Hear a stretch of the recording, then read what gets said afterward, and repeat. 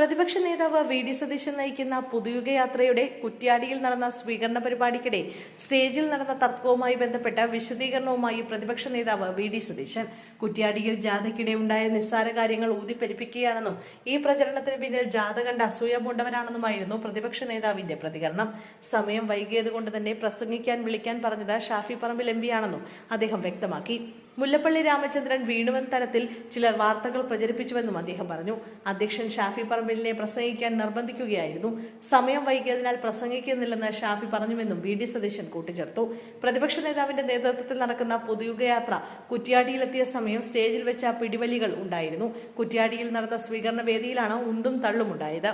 ഷാഫി പറമ്പിലിനെ ആദ്യം സംസാരിക്കാൻ ക്ഷണിക്കാനിരുന്നതിനെ തുടർന്ന് ആയിരുന്നു വേദിയിൽ പിടിവലി നടന്നത്. സ്ഥലം എം പിയായ തന്നെ ജാഥ നായകന് മുമ്പ് സംസാരിക്കാൻ വിളിക്കാത്തതാണ് ഷാഫിയെ ചൊടിപ്പിച്ചത്.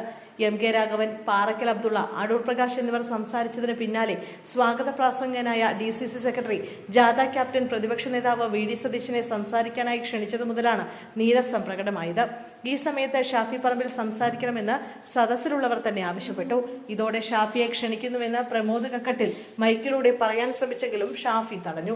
പ്രതിപക്ഷ നേതാവ് പ്രസംഗിച്ചതിന് ശേഷം പ്രമോദ് ഷാഫിയെ ക്ഷണിക്കാനെത്തിയപ്പോഴും ഷാഫി തടയാൻ ശ്രമിച്ചു. കൂടുതലൊന്നും സംസാരിക്കാനില്ലെന്ന് പറഞ്ഞ് ഷാഫി ഒറ്റവാക്കിൽ തന്റെ പ്രസംഗം അവസാനിപ്പിച്ചു. 100 സീറ്റ് എണ്ണുമ്പോൾ അതിൽ കുറ്റ്യാടിയും ഉണ്ടാകുമെന്ന് മാത്രമായിരുന്നു ഷാഫിയുടെ പ്രതികരണം.